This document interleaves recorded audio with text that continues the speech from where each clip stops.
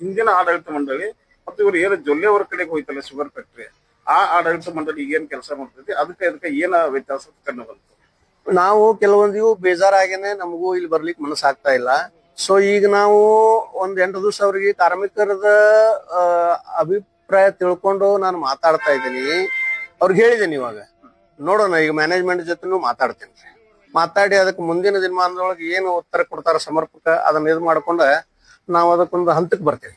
ಯಾಕಂದ್ರೆ ಮೊನ್ನೆ ಒಂದು ವೆಹಿಕಲ್ ಡಿಪಾರ್ಟ್ಮೆಂಟ್ ಒಬ್ಬನ ನೌಕರನ್ ತಗೊಂಡ್ರಿ, ಆ ನೌಕರನ್ ತಗೊಂಡು 3 ದಿನದಾಗ ಅವ್ರು ರಾಜೀನಾಮೆ ಕೊಟ್ಟು ಇವೆಲ್ಲ ನಾನು ಇಲ್ಲಿ ಇಲ್ಲ. ಆಕ್ಚುಲಿ ನನಗೂ ಕೇಳ್ಪಟ್ಟಿದ್ದೀನಿ. ನಾನು ಅದನ್ನೆಲ್ಲ ಖಚಿತಪಡಿಸ್ಕೊಳ್ಳಿಕ್ಕೆ ನಾನು ಕೆಲವೊಂದು ಸಮಸ್ಯೆಗಳನ್ನ ಮಾತಾಡ್ಲಿಕ್ಕೆ ಈಗ ವ್ಯವಸ್ಥಾಪಕ ನಿರ್ದೇಶಕರ ಕಡೆ ಹೋಗ್ತಾ ಇದೀವಿ. ನಮ್ಮ ಕಾರ್ಮಿಕ ಈಗ ನಮ್ದು ಅವ್ರದ್ದು ಅಗ್ರಿಮೆಂಟ್ ಪ್ರಕಾರ ಪ್ರತಿ ತಿಂಗಳ 10ನೇ ತಾರೀಕಿಗೆ ಒಳಗೆ ಪೇಮೆಂಟ್ ಆಗಬೇಕಂತ ಇತ್ತು. ಈ ಸಲ ಪೇಮೆಂಟ್ ಅನ್ನು ಆಗಿಲ್ಲ. ಇವತ್ತು ತಾರೀಕು ಐ ಥಿಂಕ್ 13. ಸೊ ನಾನು ಅದನ್ನು ಕೂಡ ಇವತ್ತು ಇದು ಮಾಡ್ತಾ ಇದ್ದೀನಿ. ಆಮೇಲೆ ನಾನು ಸುಮಾರು ಒಂದು 6-7 ತಿಂಗಳಿಂದ ಘಟನಾವಳಿಗಳನ್ನ ನೋಡ್ತಾ ಇದ್ದೀನಿ ಇಲ್ಲಿ. ಸೊ ನನಗೂ ಕೂಡ ಕೆಲವೊಂದು ವಿಷಯಗಳು ಭಯಂಕರ ಬೇಸರ ತಂದಿದೆ. ಯಾಕಂದ್ರೆ ಹಳೆ ಆಡಳಿತ ಮಂಡಳಿ ಮೇಲೆ ಕೆಲವೊಂದು ಭರವಸೆ ನೀಟ್ಟಿದೆ, ಆದ್ರೆ ಇವು ಬಗ್ಗೆ ತಾವೇನ್ ಹೇಳ್ತೀರಿ? ಅದನ್ನ ನಾನು ಯೂಟ್ಯೂಬ್ ಮುಖಾಂತರ, ಆಮೇಲೆ ತಮ್ಮ ಮಾಧ್ಯಮದ ಮುಖಾಂತರ, ಆಮೇಲೆ ಪತ್ರಿಕಾ ಮಾಧ್ಯಮದ ಮುಖಾಂತರ ನಾನು ಕೂಡ ಕೇಳ್ಪಟ್ಟೆ. ಆಮೇಲೆ ನನಗೂ ಕೂಡ ಸ್ವಲ್ಪ ಅದಕ್ಕೆ ಕಾಣ್ತಾ ಇದೆ. ಸೊ ಅದ್ ಆಗಬಾರದು ಅಂತ ನಾನು ನಮ್ಮ ಮ್ಯಾನೇಜ್ ಮಂಡಳಿಯವ್ರ ಜೊತೆ 4 ಗೋಡೆ ಮಧ್ಯೆ ಏನ್ ಮಾತಾಡ್ಬೇಕು ಅದನ್ನ ಮಾತಾಡ್ತೀನಿ.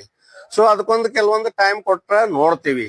ಇಲ್ಲಾದ್ರೆ ನಾವು ಮುಂದೆ ಏನ್ ನಿರ್ಣಯ ತಗೋಬೇಕು ಅನ್ನೋದು ನಮ್ಮ ಕಾರ್ಮಿಕರು, ನಾನು ಈ ಮೀಟಿಂಗ್ ತಗೊಂಡಿದ್ದೇನೆ, ಅದನ್ನ ಮಾತಾಡಿದೀನಿ. ಅವ್ರಿಗೊಂದು ಸ್ವಲ್ಪ ಟೈಮ್ ಕೊಟ್ಟಕೆಸಿಂದ ಅದು ಏನ್ ತಪ್ಪು ತಡೆ ಆಗ್ತಾ ಇದೆ ತಿದ್ದುಕೊಳ್ಳಕ್ ಅವಕಾಶ ನಾವು ಕಾರ್ಮಿಕರು ಕೊಡ್ತೀವಿ.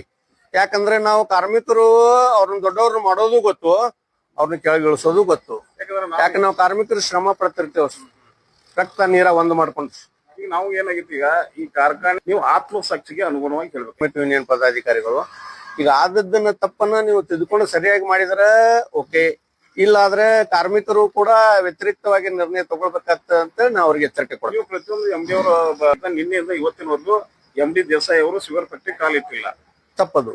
ಇದನ್ನ ಹೆಂಗ್ ತಪ್ಪಂದ್ರೆ ಖಂಡನೀಯ. ಮುಂದಿನ ದಿನಮಾನದಾಗ ಯಾವ ರೀತಿ ನೀವು ಕ್ರಮ ತಗೊಳ್ಳೋಕೆ ಮಾಡ್ತೀವಿ? ಈಗ ಅದನ್ನೇ ಚರ್ಚೆಗೆ ಹೋಗ್ತಾ ಇದ್ದೀನಿ. ಈಗ ಅದೇ ಚರ್ಚೆಗೆ ಹೋಗ್ತಾ ಇದ್ದೀನಿ. ಅದನ್ನ ಮುಂದಿನ ದಿನಮಾನದೊಳಗೆ ಈಗ ಆಗಬಾರ್ದಂಗೆ ಅದನ್ನ ನಾವು ಅದನ್ನ ಮಾಡ್ತೀವಿ.